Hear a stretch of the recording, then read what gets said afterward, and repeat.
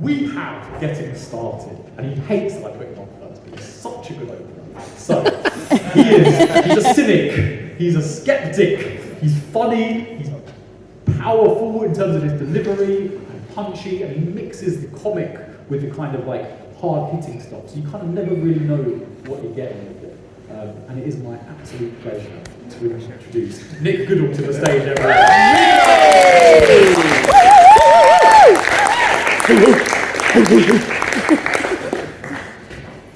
Good evening, everybody.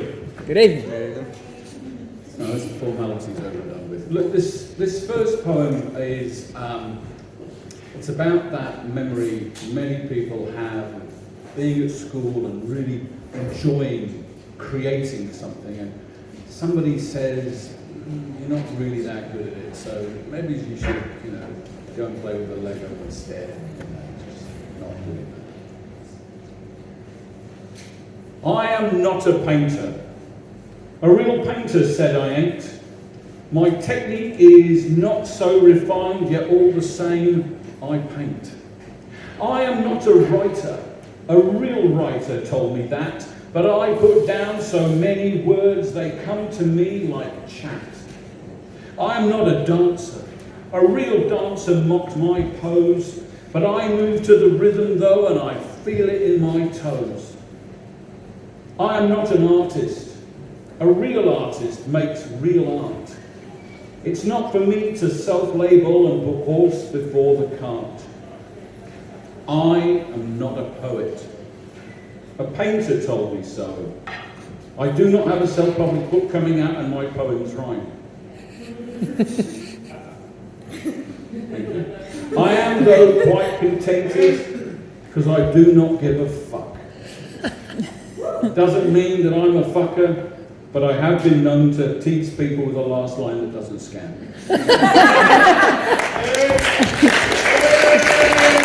Now, there's a history of protest. I haven't got a poem about protest, but I've got a view. I don't hold with it, because it doesn't change anything. It's in the nature of the capital system. The protest is a sop put out there. If protests change anything, they make them unlawful. If you want to change things, direct action. Or get inside and do it from there. That is how change happens. And it's worth remembering that the countries that call themselves democratic, so much so they put it in their names, are the least democratic countries in the world. So if you want democracy, grab hold of it yourself and go for it. Yes. Come on. Woo! And with that, we move on to a poem about threesomes. Now, my friend, I won't name her, all right, Des. She told me that she and her husband, Phil, like doing jigsaws together. This is an absolutely true story. I was there the other day and she said to me, she's pointing up these jigsaws, and she goes, yeah, and sometimes we have threesomes. I really didn't know where to go with that. She meant they'd have three people making the jigsaws, right? But that's not where my mind went. I immediately started writing a poem about it. This is called Each to Their Own. My friend enjoys jigsaws and threesomes. Combines them, I'm puzzled to say. Sometimes she starts off in a corner, and when bits are pressed in, hopes they'll stay. Both games have their own special tables, likes them hard, for a while at least. She begins with her favourite, edging,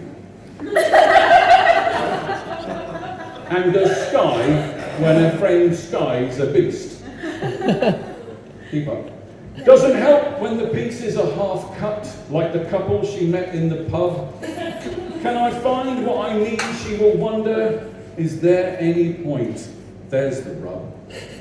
Won't be judged by the jealous or pervy, or the haters who don't get her thing. But in threesomes, like bad paintings of Big Ben, there is often a piece that's missing. To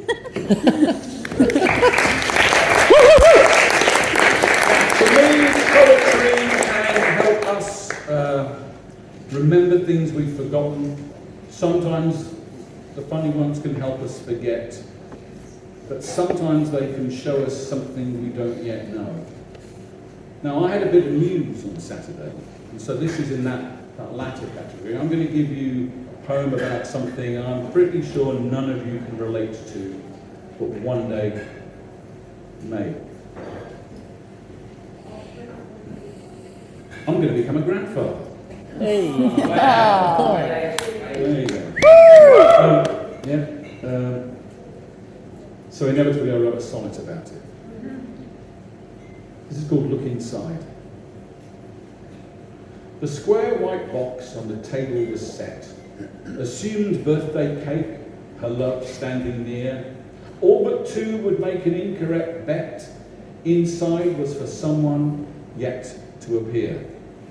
We have news, big news, the biggest of news. Our family home will soon fill with three.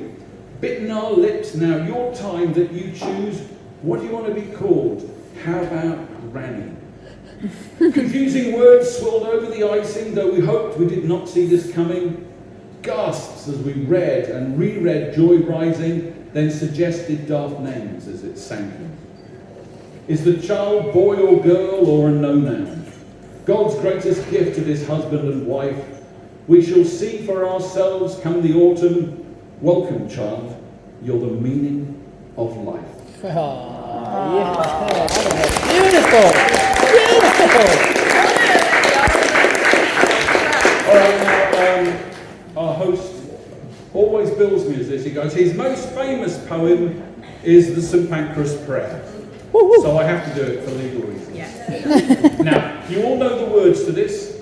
You know the tune. You don't know the order. Well, actually, you might know the order I'm doing it, so I've done this more times than any other poem. Stereotyping myself. But you're going to get a world premiere tonight. You're going to get another remix. Because very soon, there's another train station coming to this part of the world.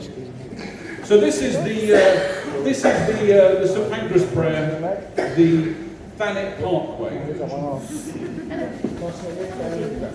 Let us begin with thoughts for Ashford and for Canterbury West, and for stations on the Dover branch, and all the stops in between, especially plucky little Sturry.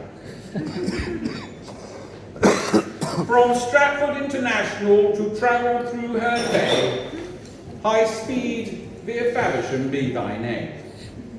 Thy Rainham come, food will be done in Chatham as it is in Rochester.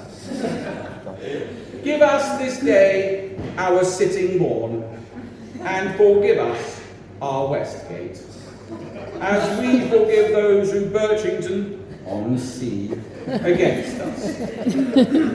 And lead us not into Ebbsfleet, but deliver us from Margate. For thine is the Bubble, the Chestfield and Stroudcliffe, and Gillingham. For Ramsgate, Dumpton, and Broadstairs, and please join me as we give thanks at the end by saying Gravesend with me. Gravesend. Thank you ever so much, everybody. Wonderful, wonderful evening.